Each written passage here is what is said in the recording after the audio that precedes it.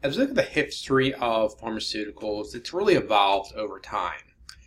Before the 1930s, local pharmacists they mixed potions from their own recipes.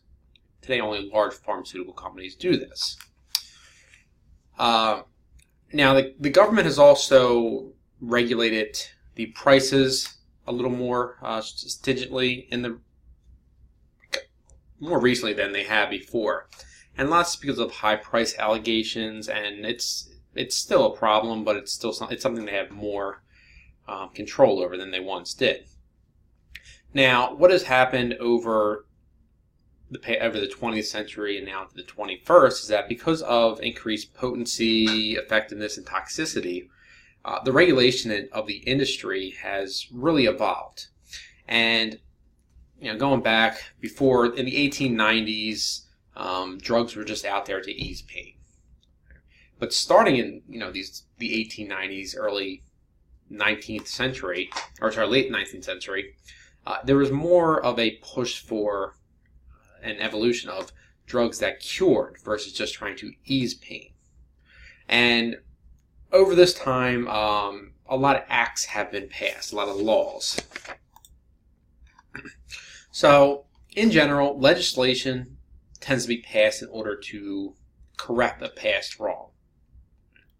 Something that has happened and it went wrong, and so it's viewed as wrong, and so something is done to change it. So most laws in that aspect are reactive, not proactive.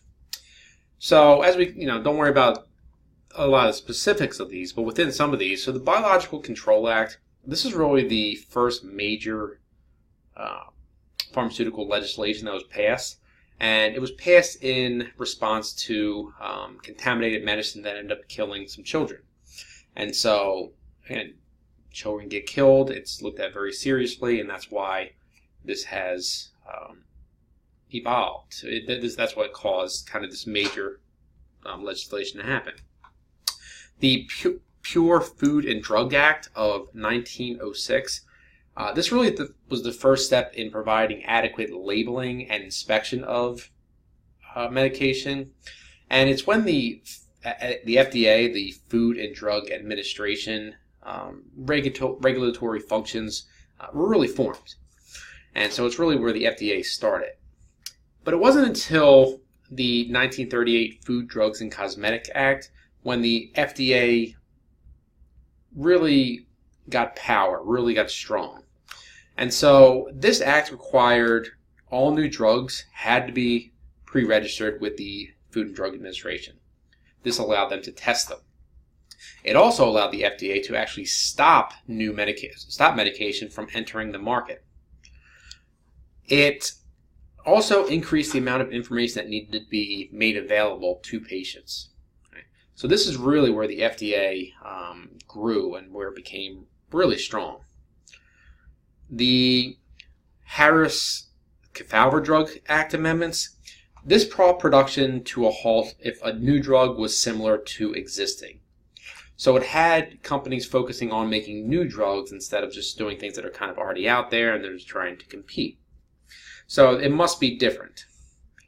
It also required drugs to show that they were safe and effective. Now, this was amended many times because there were some flaws with it.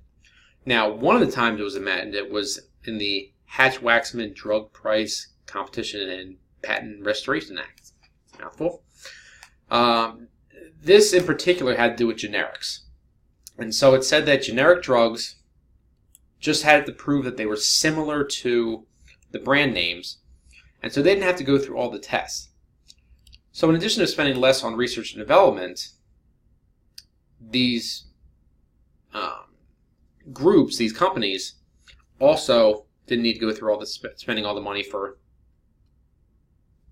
the tests and all that. It also extended the patent time to allow for time lost within the pre-market, and we'll talk more about that. We'll talk about research and development.